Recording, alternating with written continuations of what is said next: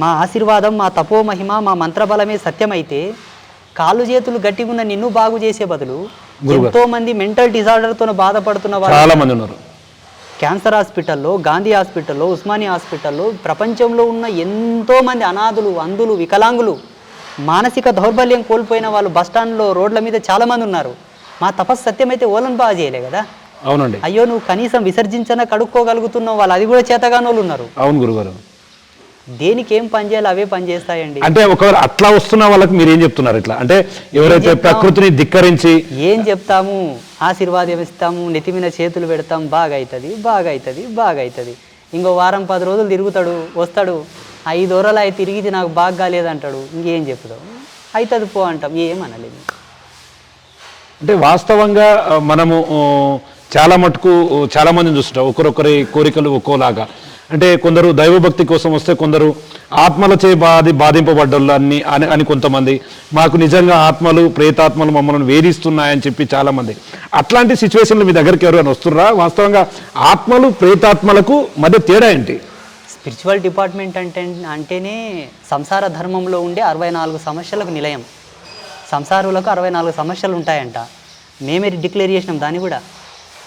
మా బుద్ధి ఎంత స్మార్ట్ చూడండి. హిందూయిజం నువ్వు ఇంతకుముందు అడిగినావు కదా, వేరే రిలీజియన్ వల్ల ఉండవు.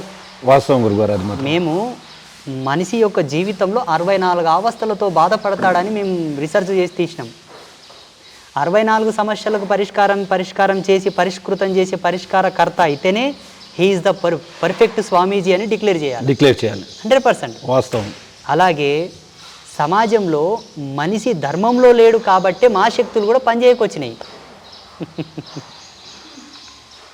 ఏం చేస్తావు, వాళ్ళు చాలా తప్పుల్లో జీవిస్తారండి గురుగారు. మనిషి కరెక్ట్ జీవించడు, జీవితంని వాళ్ళే శూన్యం చేసుకుంటారు.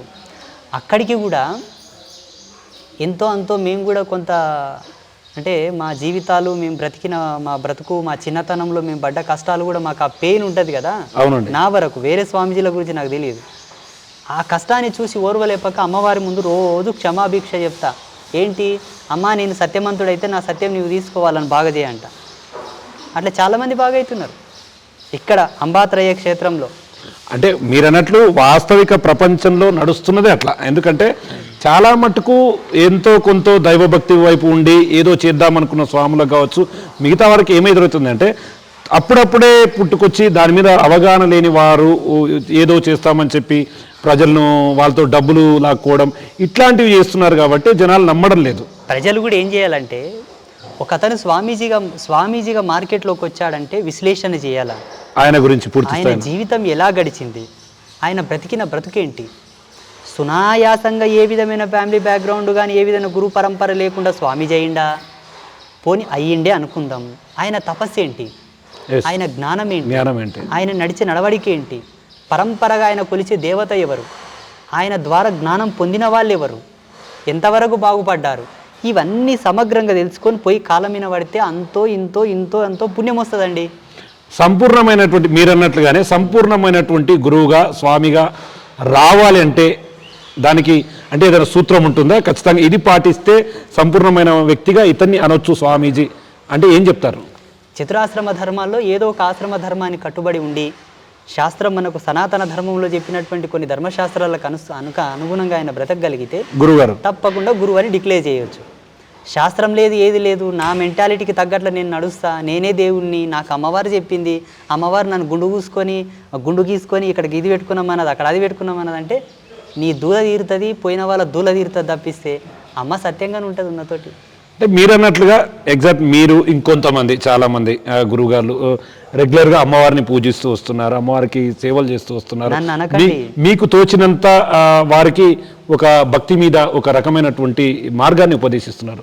మరి ఇట్లా ఉన్న స్వాములు ఎక్కడన్నా అంటే వేరే అప్పుడప్పుడే పుట్టుకొచ్చినటువంటి స్వాముల మీద అట్లాంటి వాళ్ళ మీద ఎందుకు మీరు చర్యలు తీసుకోలేకపోతున్నారు?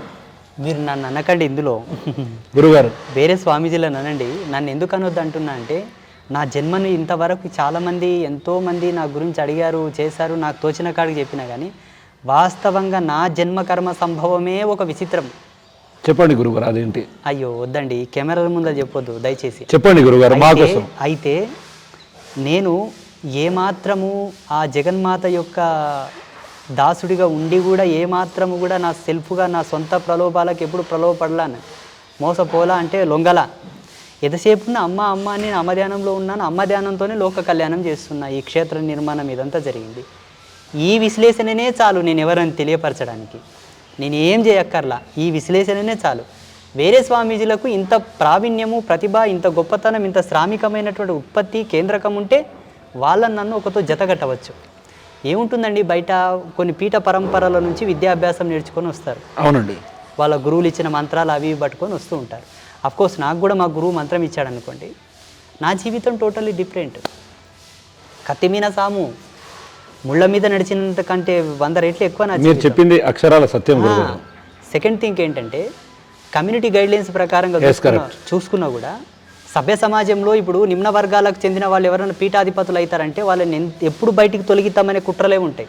మీరు అన్నట్టుగా ఒకవేళ మీ కమ్యూనిటీ బేస్డ్గా కాకుండా ఉంటే మీకు కూడా క్లియర్గా ఉండేది, కానీ మీకున్నటువంటి సమస్యలతో ఈ స్థాయికి రావడం మీరు అన్నట్లుగా చాలా నిజమే. కానీ ఒక విషయం అంటే నేను చాలామంది ఇంటర్వ్యూలో నేను కూడా చూశాను, చిలుకూరి బాలాజీ స్వామికి సంబంధించినటువంటి ప్రధాన పూజారి సైతం కూడా తమరిని భుజాల మీద ఎత్తుకున్నటువంటి పరిస్థితి ఆ రోజు ఎట్లా అనిపించింది వాస్తవంగా? ఏమనిపించింది మీ మైండ్లో? మా గురువు అప్పుడే అన్నాడండి పండరిపురంలో, నీ నుంచి ఒక అద్భుతం జరుగుతుంది ఆయన, జగత్ ప్రసిద్ధి పొందేటటువంటి కార్యం నీ జీవితంలో జరుగుతుంది, విశ్వభ్రమణమైనటువంటి ధర్మమే నేను మోస్తుంది అన్నాడు. ఆయన విశ్వభ్రమణమైనటువంటి ధర్మం అంటే బ్రాహ్మణుడే. ఇది శాస్త్రం చెప్పిన మాట. విశ్వభ్రమణమైనటువంటి ధర్మం నేను మోస్తుంది అన్నాడు. ఎప్పుడన్నాడు తెలుసా? 2011లో. మునివాహన సేవ జరిగింది 2018లో.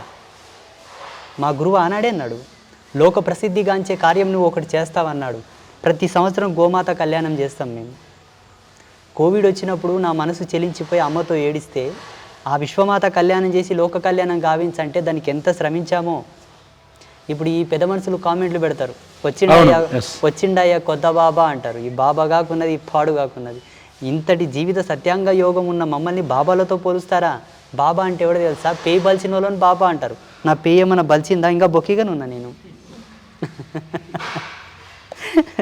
అంటే సమాజం ఎలా అయిపోయిందంటే, ఇప్పుడు మీరు అన్నట్టుగానే ఏమాత్రం ఆలోచన ఉండదు, నోటికి ఏది వస్తే అది మాట్లాడడం పక్కన పెట్టండి. తెల్లగా కనిపించిన వెనకటికి తెల్లగా కనిపించిందని పోయి నీళ్ళు తాగిండంట, ఆ నీళ్ళలో విషం ఉన్నదంట, చచ్చిపోయిండు. ఇప్పుడు నోటికి ఏది వస్తే అది వాగుతాం అనుకుంటారు, కానీ నేను బాబాని అయితే మీకేం కాదు, నేను బాబాని కాకుండా ఇంకేదన్నా అయితే ఎంత వర్తించాలో అంత వర్తిస్తుంది. వార్నింగ్ ఇయ్యని ఏమనుకోకండి.